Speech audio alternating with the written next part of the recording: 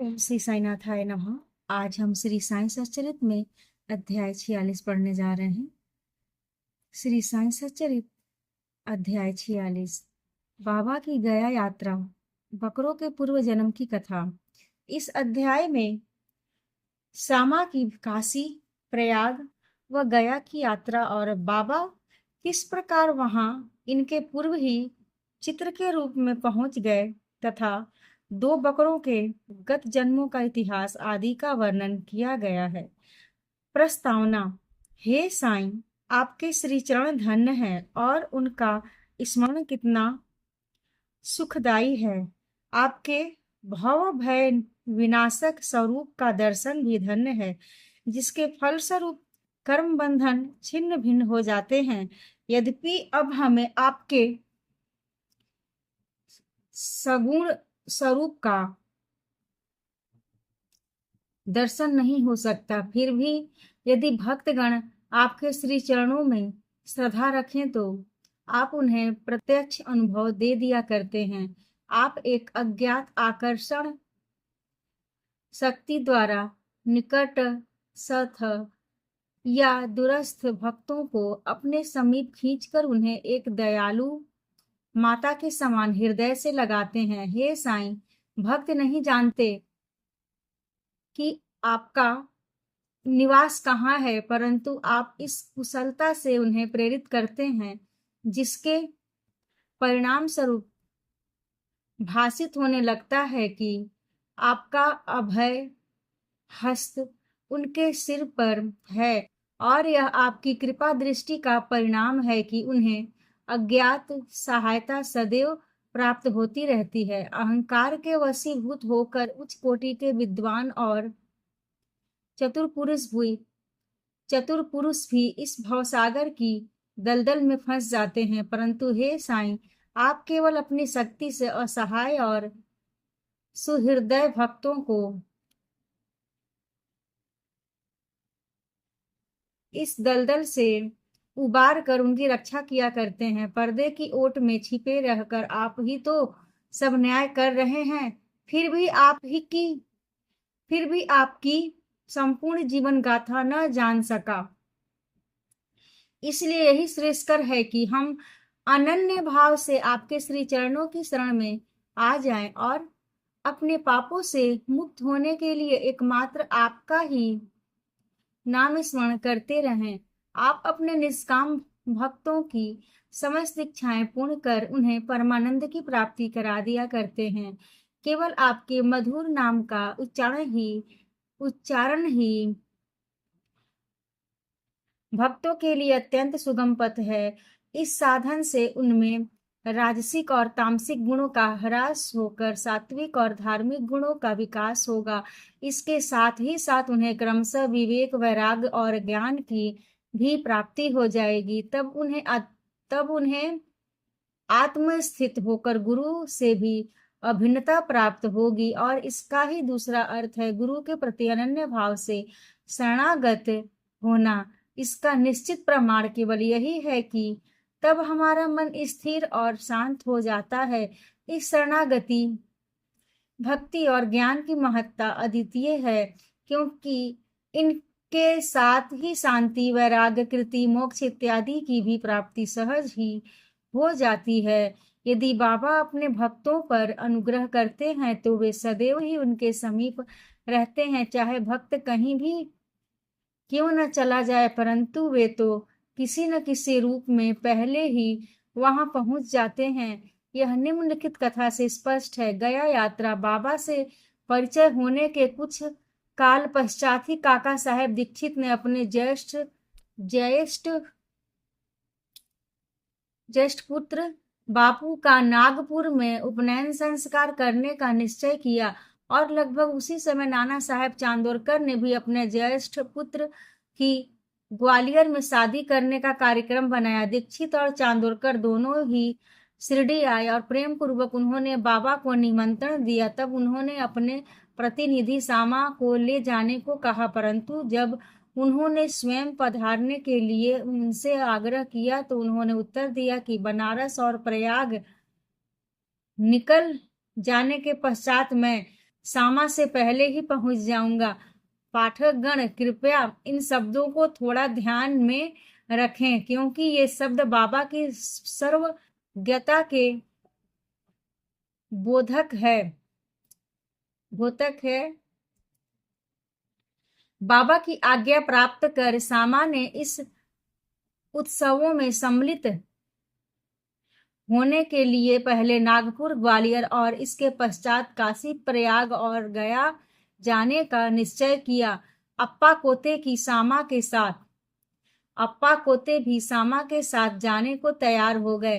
प्रथम तो वे दोनों उपनयन संस्कार में सम्मिलित होने नागपुर पहुंचे। वहां काका साहब दीक्षित ने सामा को 200 रुपए खर्च के निमित्त दिए। वहां से वे लोग विवाह में सम्मिलित होने ग्वालियर गए। वहां नाना साहेब चांदोरकर ने 100 रुपए और उनके संबंधी श्री जठार ने भी 100 रुपए सामा को भेंट किए। फिर सामा काशी पहुंचे, जहां श्री जठार ने लक्ष्मी नारायण जी के भव्य मंदिर में उनका उत्तम स्वागत किया। अयोध्या में जठार के व्यवस्थापक ने भी सामा का अच्छा स्वागत किया। सामा और कोते अयोध्या में 21 दिन तथा काशी बनारस में 2 मास ठहर कर फिर गया को रवाना हो गए। गया में प्लेग फैलने का समाचार रेलगाड़ी में सुनकर इन लोगों को थोड़ी चिंता सी होने लगी। फिर भी रात्रि को वे गया स्टेशन पर उतरे और एक धर्मशाला में जाकर ठहरे। प्रातःकाल गया वाला पुजारी पंडा, जो यात्रियों के ठहरने और भोजन की व्यवस्था किया करता था, आया और कहने लगा कि सब यात्री तो प्रस्थान कर चुके हैं, इसलिए अब आप भी शीघ्रता करें। सामा ने सहज ही उससे पूछा कि क्या गया में प्लेग फैला है? तब पुजारी ने कहा कि नहीं, आप निर्विघ्न मेरे यहाँ पधार कर वस्तु स्थिति का स्वयं अवलोकन कर लें। तब वे उसके साथ उसके मकान पर पहुंचे। उसका मकान क्या एक विशाल भवन था, जिसमें पर्याप्त यात्री विश्राम पा सकते थे। सामा को भी उसी स्थान पर ठहराया गया जो उन्हें अत्यंत प्रिय लगा। बाबा का एक बड़ा चित्र, जो कि मकान के अग्रिम भाग के ठीक मध्य में लगा था, देखकर वे अति प्रसन्न हो गए। उनका हृदय भर आया और उन्हें बाबा के शब्दों की स्मृति हो आई कि मैं काशी और प्रयाग निकल जाने के पश्चात सामा से आगे ही पहुंच जाऊंगा। सामा की आंखों से अश्रुओं की धारा बहने लगी और उनके शरीर में रोमांच हो आया और तथा कंठ रुंध गया और रोते रोते उनकी घिंगियां बंध गई। पुजारी ने सामा की जो ऐसी स्थिति देखी तो उसने सोचा कि यह व्यक्ति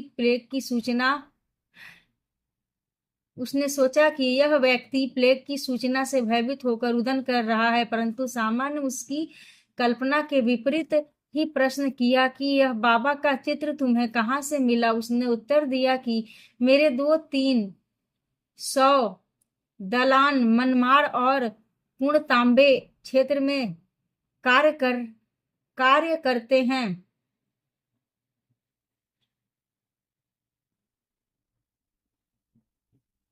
मेरे 200-300 दलाल मनमाड़ और पूर्णतांबे क्षेत्र में कार्य करते हैं। वहां शिरडी के साईं महाराज की कीर्ति मुझे सुनाई पड़ी। लगभग 12 वर्ष हुए मैंने स्वयं शिरडी जाकर बाबा के श्री दर्शन का लाभ उठाया था और वहीं सामा के घर में लगे हुए उनके चित्र से मैं आकर्षित हुआ था। तभी बाबा की आज्ञा से सामा ने जो चित्र मुझे भेंट किया था, यह वही चित्र है। सामा की पूर्व स्मृति जागृत हो आई और जब गया वाले पुजारी को यह ज्ञात हुआ कि ये वही सामा है जिन्होंने मुझे इस चित्र द्वारा अनुग्रहित किया था और आज मेरे यहाँ अतिथि बनकर ठहरे हैं, तो उसके आनंद की सीमा न रही। दोनों बड़े प्रेम पूर्वक मिलकर हर्षित हुए। फिर पुजारी ने सामा का बादशाही ढंग से भव्य स्वागत किया। वह एक धनाढ्य व्यक्ति था। स्वयं डोली में और सामा को हाथी पर बिठाकर खूब घुमाया तथा हर प्रकार से उनकी सुख सुविधा का ध्यान रखा। इस कथा ने सिद्ध कर दिया कि बाबा के वचन सत्य निकले। उनका अपने भक्तों पर कितना स्नेह था, इसको तो छोड़ो, वे तो सब प्राणियों पर एक सा प्रेम किया करते थे और उन्हें अपना ही स्वरूप समझते थे। यह निम्नलिखित कथा से भी विदित हो जाएगा। 2 बकरे। एक बार जब बाबा लेंडी बाग से लौट रहे थे तो उन्होंने बकरों का एक झुंड आते देखा। उनमें से 2 बकरों ने उन्हें अपनी ओर आकर्षित कर लिया। बाबा ने जाकर प्रेम से उनका शरीर अपने हाथ से थपथपाया और उन्हें 32 रुपए में खरीद लिया। बाबा का यह विचित्र व्यवहार देखकर भक्तों को आश्चर्य हुआ और उन्होंने सोचा कि बाबा तो इस सौदे में ठगे गए हैं, क्योंकि एक बकरे का मूल्य उस समय 3-4 रुपए से अधिक न था और वह 2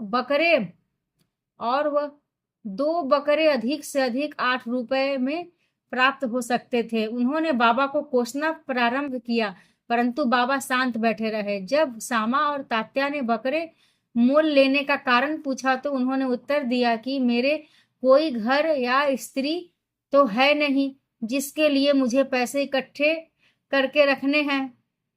फिर इन्होंने 4 सेर दाल बाजार से मंगाकर उन्हें खिलाई।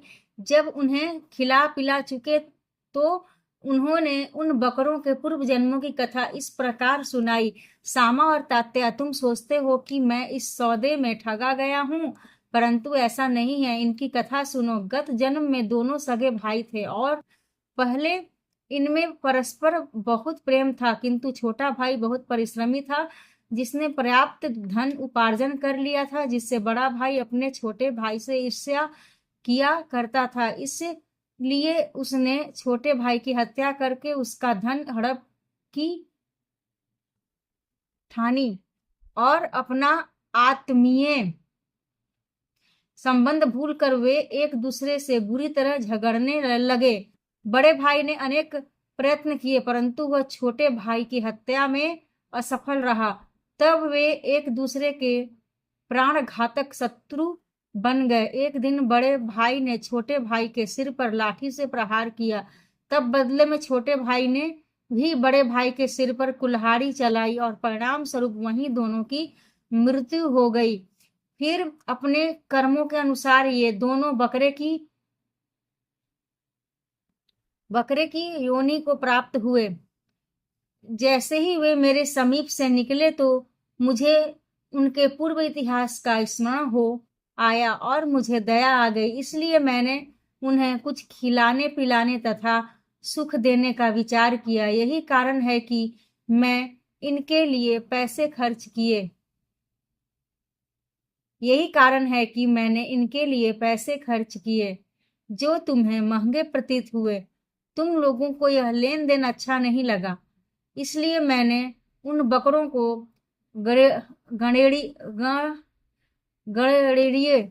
गणेड़िए को वापस कर दिया।